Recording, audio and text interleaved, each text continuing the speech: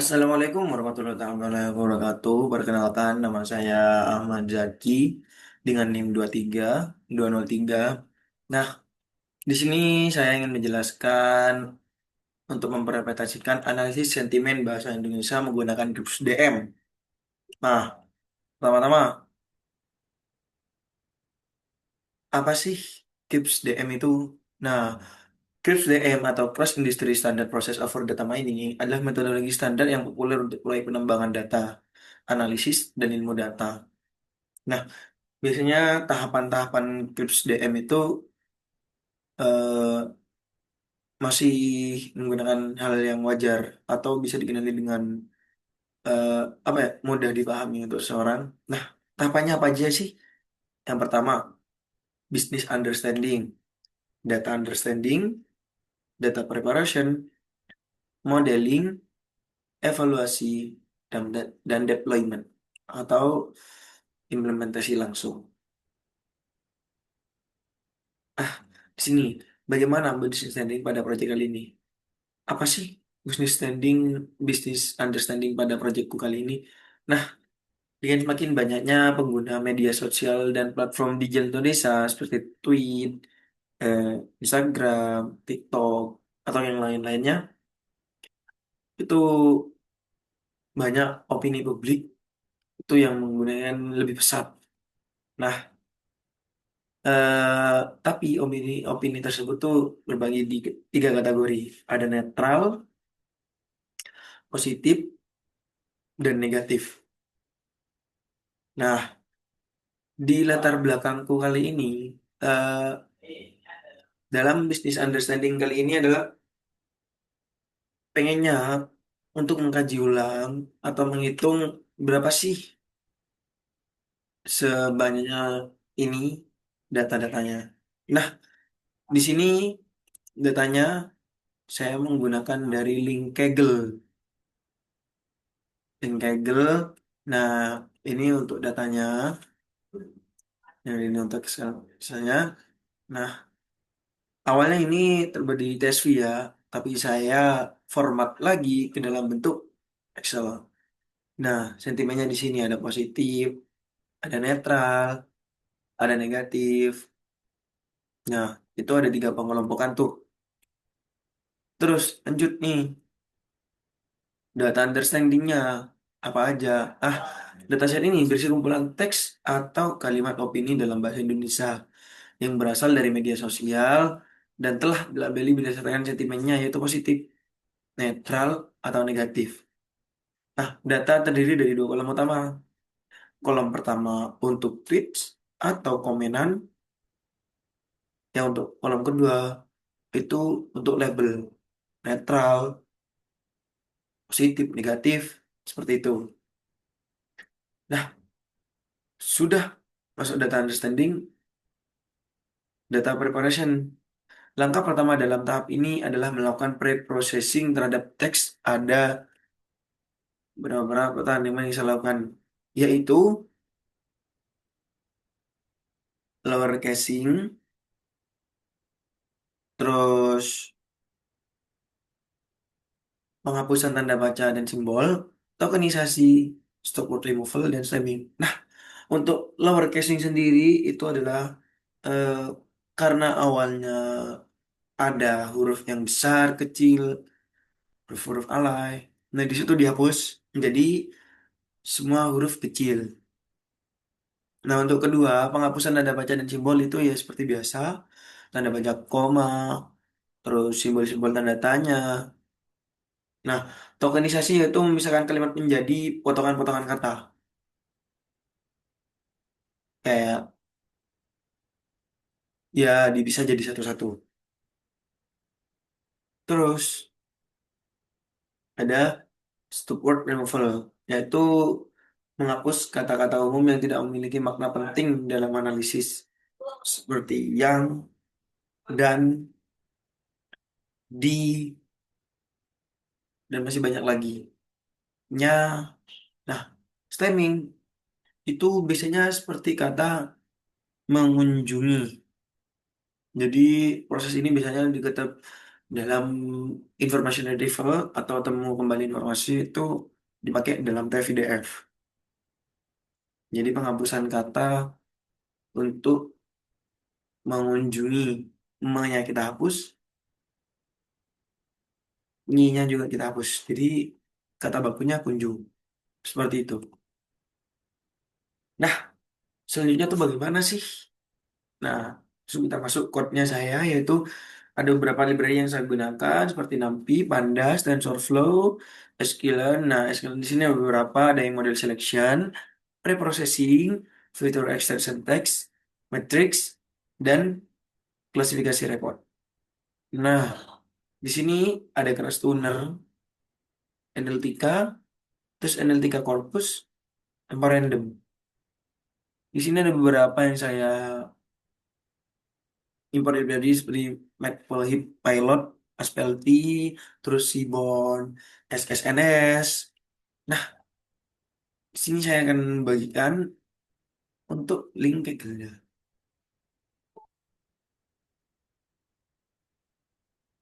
Hmm.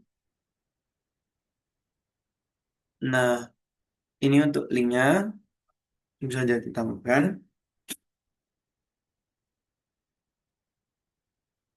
Eh, Mohon maaf sebelumnya, Pak, karena ini laptop saya sedang bermasalah untuk take video, tapi untuk run-nya sudah bisa di-run di laptop saya sendiri. Nah, di sini seperti yang kayak omongkan sebelumnya, di sini ada NumPy, Pandas, TensorFlow, serta Sklearn. Di sini untuk mengimport seperti NumPy, ini untuk manipulasi data, seperti Pandas, TensorFlow, sama kegunaannya untuk pada data mining ini. Import dataset model validation. Nah, di sini kita mengimport yang kita sebelumnya data yang kita punya. Kita download dulu the sentiment analysis for Indonesian language by White DNN. Terus itu kita masukkan ke dalam ini. Kenapa? Eh, jadi link yang kita tautkan itu langsung pada proses satu-satu. Nah, ini trend head untuk ngeprint bagian atas 20 dulu, 20 teratas. Ini kita bisa lihat sentimennya apa aja, teksnya apa aja. Lanjut. Nah, di dalam analisis sentimen kali ini itu datanya ada sekitar 11.000 lebih. Tapi saya kemarin nyoba itu dalam 11.000 tidak bisa.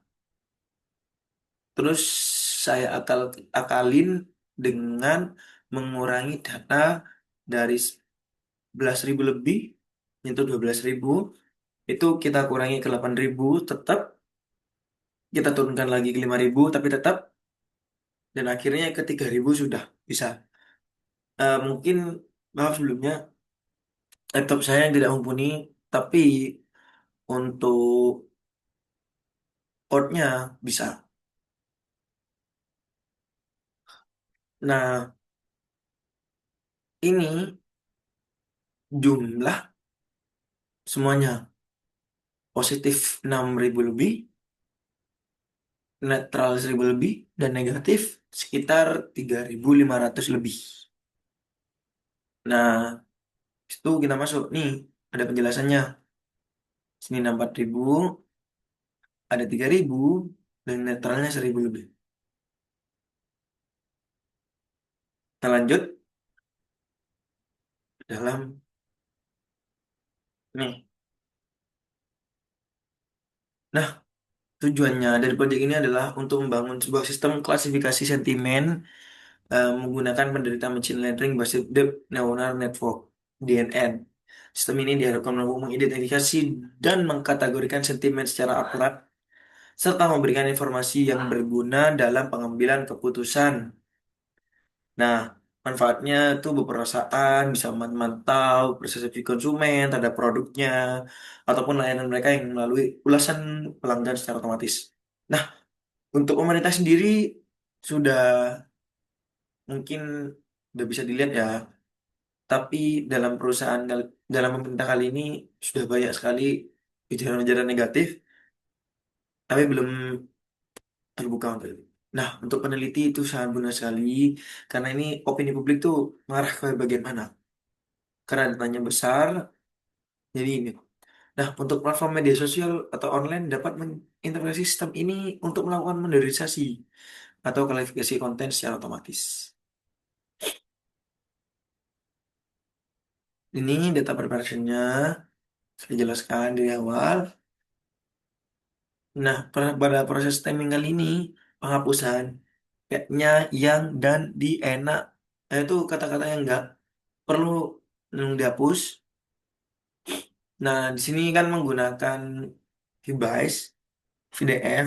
Jadi training setnya itu 80% untuk melatih model dan testing set itu 20% untuk menguji performa model. Di sini menggunakan TF-IDF, DNN. Nah, ini kemarin ada beberapa kesalahan. Untuk TensorFlow ini memang agak keras. Jadi pada bagian sentimen kali ini agak susah. Terus Orwell. Nah, split data training dan testingnya sudah kita omongkan, yaitu 80% untuk training dan 20% untuk testing. Nah, modelingnya ada beberapa yang kita pakai, yaitu TF-IDF, Vectorizar, Label Encoding, Deep Learning, DNN, Keras, Keras Tuner. Nah, masuk pada tahap evaluasi. eh, Hasil evaluasi dari yang saya gunakan kali ini adalah menunjukkan bahwa model Deep Neural Network atau DNN yang digunakan cukup efektif dalam mengkalifikasikan sentimen dalam bahasa Indonesia dengan nilai akurasi yang tergolong baik dan distribusi prediksi yang seimbang di antara ketiga kelas sentimen. Sentimennya ada di ini, dari tiga tersebut, DNN yang paling unggul atau paling mendekati baik. Nah, kesimpulannya, secara umum, proyek ini menunjukkan bahwa pendekatan deep learning cukup efektif untuk analisis sentimen dan dapat diterapkan dalam berbagai konteks seperti ulasan produk, opini pelanggan, ataupun analisis media sosial. Dan untuk implementasikan dalam dunia nyata, memastikan model tidak hanya selesai sebagai eksperimen saja, tapi bisa bermanfaat langsung dalam dunia nyata. Misalnya untuk memantau opini pelanggan ataupun tren media sosial yang lainnya. Serta di perkembangan zaman mungkin eh, data sentimen seperti ini sering kita jumpai dalam jumlah banyak, tapi bingung cara ngolahnya, mungkin bisa diikutin dengan hal yang seperti ini. Nah, sekian dari saya. Bila taufiq wal hidayah. Wassalamualaikum warahmatullahi wabarakatuh.